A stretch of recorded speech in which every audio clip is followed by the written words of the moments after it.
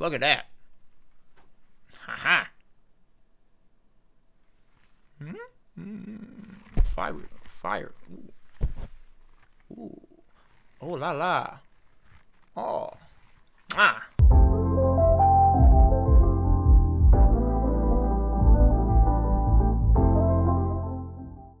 Now we go to the other side of the coin, evasion. So remember, it's E and E. It's E and E. Engaging is forward movement. What is evasion, guys?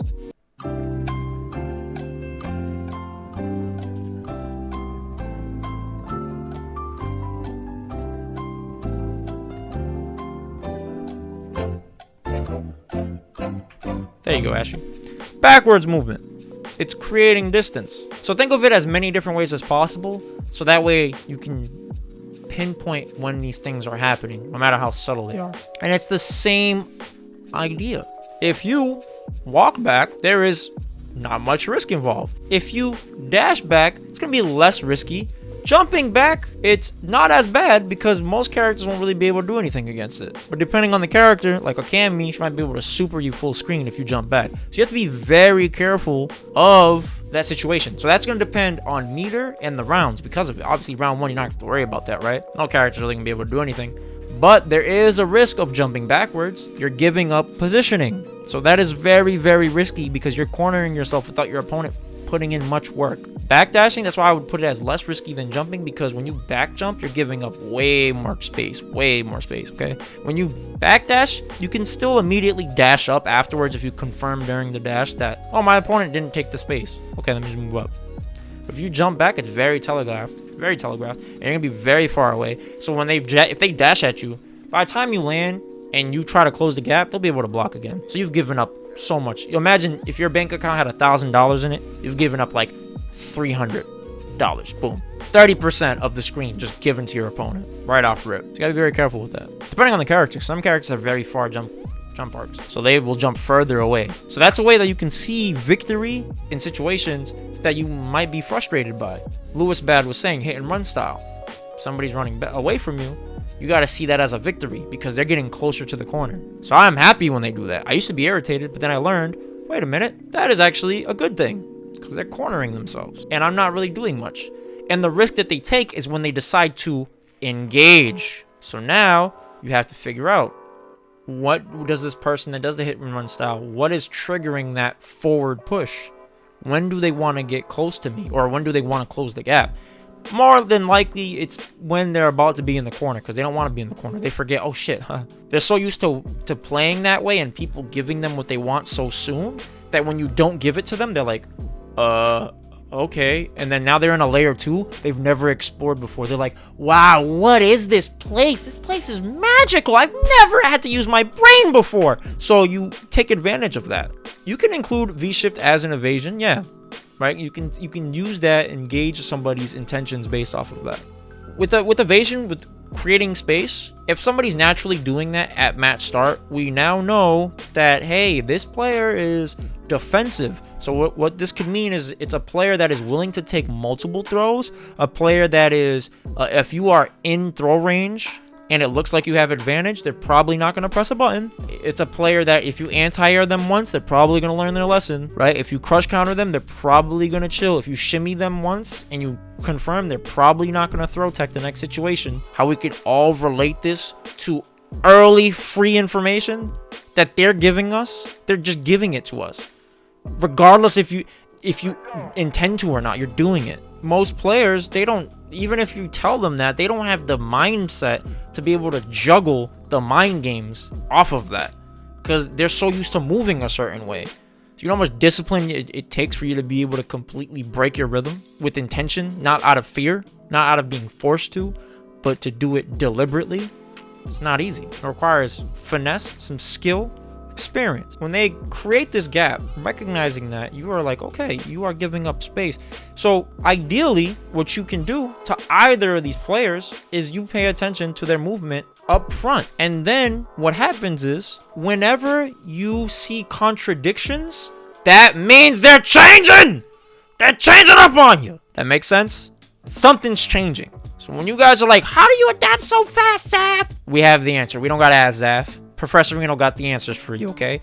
The reason why he can pinpoint when to adapt is because these contradictions occur in their movement. You understand?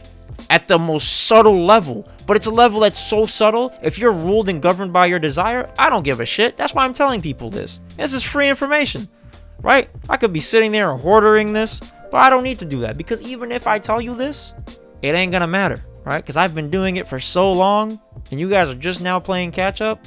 By the time you guys get to my level, I'm already creating something new, or I've already developed it to the next level. You seek these contradictions, and contradictions usually occur off of a couple of things. Number 1, meter. Number 2, knockdown. Number 3, crush counters. Number 4, whiff punish. And number 5, I would say a shimmy. There are more examples of this, but the reason why I want to convey these 5 is because these are the more common scenarios that occur, okay, in a match. You're gonna get meter, somebody's gonna get knocked down, somebody's gonna get crush countered, somebody's gonna get whiff punished, somebody's gonna get shimmied. It's going to happen. The other things, there's more nuance to it. It can happen, but maybe it doesn't happen. There's that like chance it just doesn't happen at all. All right, but these 5 steps right here, these 5 indicators, when they happen, that is when you need to look for the contradictions. So let's say that I am playing Ryu. I'm playing Ryu, and Cammy is match start, you know, playing like this. She's moving forward, obviously, right? If you can't tell immediately, the easiest way is you look at the blue line. Whoever is moving closer to the opposite sides, blue line, like that side of the screen, if I'm Ryu, if Ryu comes to player 1 side, or if I go to player 2 side, then I am the one being the aggressor. So if you can't recognize this because this is happening too fast, just look at it as math. If we both start off right here, right? We both start off right here. Then if I end up closer than my original position, then I'm the one engaging. If she ends up further, she's evading. You see what I'm saying? If she's engaging me, if we're both pretty close to each other, then we're both engaging. We got to be very sharp here, because now this is where the fisticuffs start flying, right? So with this in mind, you can see this as they're in their natural habitat. Naturally up front, then I'm naturally an aggressive person. But some people, when fear or emotions kick in, they start to do the opposite, right? So they either do the opposite, or they go more extreme with whatever it is that they're doing. So if I'm walking, right? Remember what we talked about with the movement? We talked about walking, right? And then dashing, and then jumping, and then specials. If I body somebody, and then all of a sudden, this person that was walking all of a sudden starts doing dashes, they're more likely, when I fuck up their dashes, gonna start jumping. You see what I'm saying? They're gonna start resorting to bigger and bigger and bigger and bigger moves, because they're getting more and more emotional. They're getting more and more frustrated. It's important to develop that skill, because once you develop that skill, you'll be able to just beat people with very little effort. Excellent. You have the risk tolerance, right? We talked about walking, dashing, jumping, special moves, right? When they're frustrated. We see up front, okay, this is how you behave when you're naturally comfortable, okay? So emotions can get triggered not only when things go wrong, but when things go right. And that's how people choke, because what happens is they desire something so strongly outside of the moment that they stop being objective and they tunnel vision. All they see is the victory that they desire, but they desire it so much they don't realize that they're focused on the fact that they don't have it. And you know what happens when you focus on lack and you focus on things that you don't have? You breed more of it. You're going to breed more of your losses. You're going to breed more frustrations. You're going to breed more fucked up anti-airs, more fucked up combos. You're going to just keep messing things up over and over and over again. It's going to be frustrating, because you're going to be like, I don't understand. Why is this happening to me? Well, it's probably because in the heat of the moment, you're not aware of how your focus is changing. So now when you guys go and watch your replays, this is the beautiful thing about this, is you'll be able to look at how you naturally play, and you'll be able to now pinpoint when do you start to contradict the way you play. So let's see. Talked about contradictions, meter management. Okay, yeah. So the five situations that we talked about. So you can kind of apply this either when things succeed or when things go bad for a player involved. So you can focus on yourself first. I would suggest learning about yourself so you can learn things about you. I think every journey starts intrinsically inside of you. Learn yourself for the sake of learning yourself. Don't focus on winning, because once you learn yourself, then everything else is going to make so much sense. You're going to be able to just relate things immediately to the players that you're playing. Like, I understand why you're doing this because I used to do this.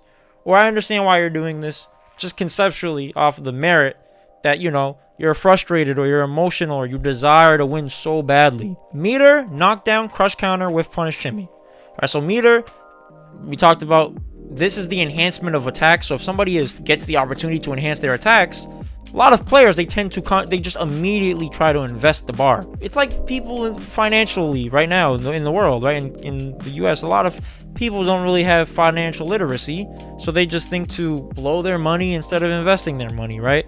They just kind of go out and buy high-end fashion that they can't afford and put themselves in credit card debt, and they bury themselves in all of these liabilities that they realistically can't manage, right? And they burn themselves out because of it. Same thing with meter. Meter is money, right? You invest your meter to create some sort of promoted position or into better opportunity for yourself in the path to accomplishing your objectives. The next one is knockdown. So if you knock your opponent down, there's that sense of like, oh my goodness, I've lost control, which is why players, once they get knocked down once, they kind of become different versions of themselves. You guys have ever watched The Simpsons? You remember Hugo, Bart's evil twin brother? I need to make an emote of that. But he comes out from the attic and he says, Bart, I want to play. And Bart's like, all right, fuck it. You can play. So Hugo comes out, and then Hugo is super aggressive, super angry, and he just plays like a gorilla. All because you knocked him down.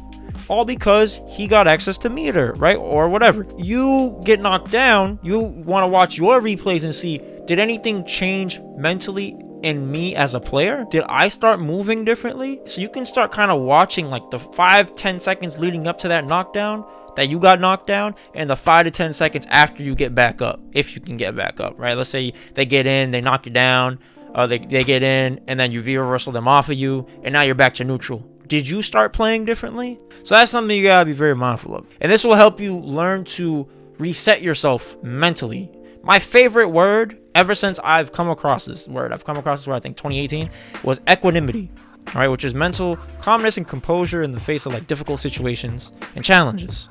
It's not ignore the difficulties. It's not pretend they don't exist. It's not saying, I'm the fucking man, I'm gonna fucking destroy these. No, it's just literally like being the same, regardless of what is happening in front of your face. That stillness is going to help you get so much stronger and be able to act swiftly. Yurians are big spenders. That's fact. That's Factorino. Hey, you see what I did there? Like that. Okay. Should have had like a little drum roll there, right? So, next, crush counter. Okay, so crush counter. This is another situation that's going to make people kind of get very upset and salty when it happens, right? When you get that crush counter, it's just so loud and obnoxious, and you just feel like you got bodied, right? If I get hit with this, I don't care. I don't really care. But you know why this really hurts? Is because crush counters usually knock you down. So one of the ways to reset somebody, or their aggression, is to knock them down and keep them there. So then they're forced in another round to just kind of like chill out. If they do. If they don't, you just keep beating them. Smarter players, you knock them down, they're gonna chill out. They're like, okay, I can't force myself anymore. It's not working. And then they contradict themselves, or they slow it down, or whatever. They just play differently, okay? So crush counter, the audio cue, the visual cue, the combo damage, all this stuff, just mix it into a bowl of fuck you, and you get pissed off. You're just like, I can't deal with this shit. So you're gonna submit to these primal urges to just fucking lash out, get upset, blame the game, blame the matchup, blame the character. It happens. I've done it. So when you get that crush counter, you need to be aware as the aggressor, me as Ryu against Cammy, does she start jumping more? Like, you see, what changes in her movement? does she still engage me or does she evade me? And then if she does either or, does the movement inside of that change? You see, does she take extra risk? So that's my first question is it E or E? Is it engagement or is it evasion? And then I ask another question. I say, hey, do they change their behavior in that realm? Because remember, in engaging and evading, you could do the same thing. I can walk backwards, I can walk forward, right? It's kind of, it's not the same direction, but the idea, you know, whatever, right?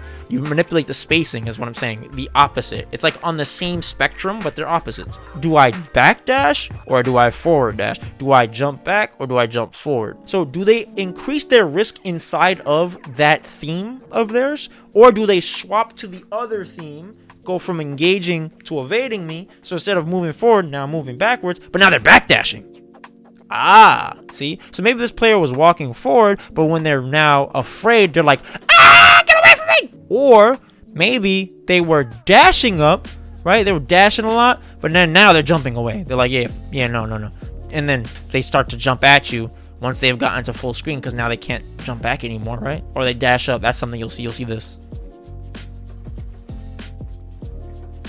So that's where you'll see me make hard reads a lot against people with like EX Fireball, or with like, if I play Cammy, I'll just spiral arrow because I see that they're doing this. I'm like, oh, you're evading me, but going into engagement. So I'm going to strike your engagement because you're not blocking when you engage me.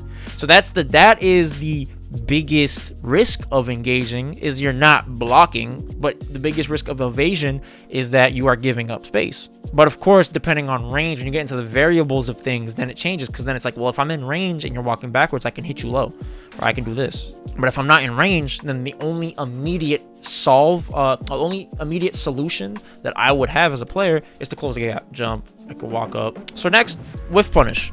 So now with whiff punishing, now this is a little bit, it's going to require a little bit more like awareness, because, you know, there's so many things going on. If you whiff punish something, you might make somebody be more evasive in a particular spacing. This Cammy is very aggressive here with attacking, right? But then I whiff punish this one button. What changes now every time I create this range? So let's say we somehow go back to neutral. If I dash up here, does she still have the memory from the previous situation when I whiff punished her? Or is she going to still maintain whatever she's doing? For the most part, most players keep playing the same, the smaller the detail that you're focusing on in their play, because they're not aware of it. The only time they'll really change is if their desire is just so happens to cause them to change and play differently, right? But you'll be able to see that based off of their movement. So like, but if we get into this situation right here in sweep range, right around this range, and is she sitting still, or is she super active with the stand meat and kicking low forwards like she was before? And that's how you can tell when to DP people in their strings too, because if you can sense that they are in this like very aggressive state, then you'll notice, oh, every time he tries to bait my DP, you know, right before that, he's very defensive and he's whiff punishing me. So he's in a defensive mindset. So yeah, I get the whiff punish with Ryu, I dash up, you know, maybe I'm still in a defensive mindset, or do I immediately transition into engagement? So this is how you can learn your opponent, and you can make these ties, like tie these situations together, so that when they happen over the course of a set, you recall them and you say, ah, I remembered when you whiff punished me, you dashed up, you blocked. So you're going to expect me to DP again, but this time I am going to just back throw you. And then now you're in the corner. And the last one is shimmy. Okay, so shimmies, when you get this shimmy against people, they are going to take it as disrespect, because it's embarrassing. It's like the first thing that comes to your head is take the throw. Why did I take this throw? I should have taken the throw. So now you start to get emotional. So even though you know, hey, I take the throw, and the natural response after somebody shimmies me is to dash up and throw you. Instead, you're like beating yourself up or whatever, and then you go to like press a jab, but they have enough advantage and they still throw you. If you shimmy somebody, there is the potential that they are stubborn, right? Because they're going off of fear. That's where you have to learn your opponent. All of everything that I taught you is to recognize when people are their most comfortable, i.e. when they have full health, versus when they are thinking about the potential of losing, the possibility of them not getting the result they want, that's when people start to resort to emotions. So even the best players do this. So when you are, when you shimmy somebody, if you shimmy somebody early on, when they don't have meter and they have a lot of health, they get shimmied, they grab, they got whiff punished, it might not bother them, but it's gonna bother them a lot more when they are like near guess for game. You know what I'm saying? They're more likely to now crack or to lash out. So that's when you have to be very careful, very mindful, okay? So the throw game, in my opinion, is the best thing to start your pressure off with, because it gives you information. Because if the Cammy, if she texts, she just texts, right? That's it. There's nothing to it. So I'll be like, okay, I don't lose anything if she texts, as long as she didn't, as long as I go to throw her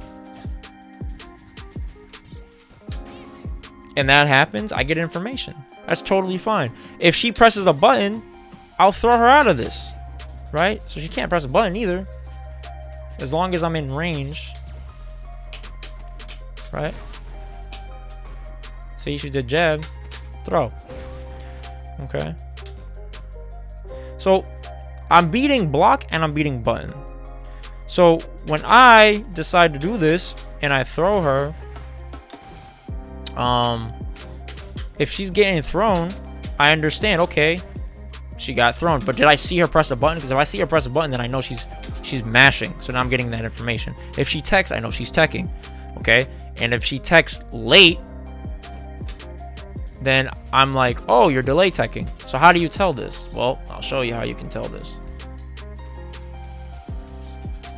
So if you go to throw somebody, whoever is the one defending the throw, meaning they're throwing second, they're throwing in response to your throw, they are the ones that push you back. So you see Ryu got pushed back, but Cammy's basically in the same spot. All right. But if I do a delay throw, Cammy's the one that's getting thrown back. So when you go to pressure somebody, all right, let's say you go to throw them and you are supposed to be the one on offense, but for some reason your character is the one pushing them back, or your character is the one that's getting you're pushing them back. If you for some reason are the one pushing player 2 away, then you know, oh shit, this person's trying to grab me out of my pressure, or they're trying to grab me on wake up. So then that's when you frame trap them. You don't shimmy them, because if you shimmy them, you're gonna get thrown, right? I can't shimmy this, or I could, I guess, but let's say if I did, okay. See, like I try to walk backwards. We're just pretending here. Obviously, this is -2, so this isn't gonna help. But you see, I'm trying to walk backwards. So let's pretend I'm on Oki and I try to walk back. I'm gonna get grabbed just like that, right? But instead, I'm like, oh wait, what? Cammy's the one that threw? Okay, so then I just go this. See, I go for actual pressure at that point.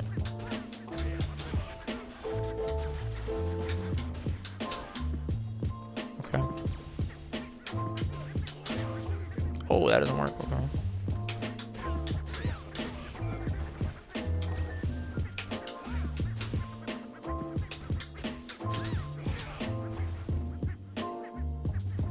Okay. So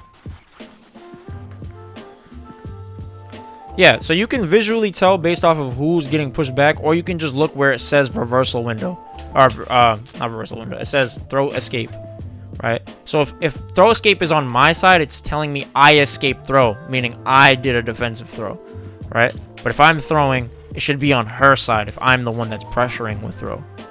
All right, so this is why I think throw is by far one of the best ways to figure out up close if somebody is in that engaged mindset, right? If they're like trying to contest me and fight me, that's what I would do. All right. Otherwise, when you see big movements like dash or jump back, or delay jabs when you try to go for staggers and stuff, then you know immediately, oh, okay, you're doing delays. So then you start pressuring them however you pressure them. But we can talk about that in another lesson. All right.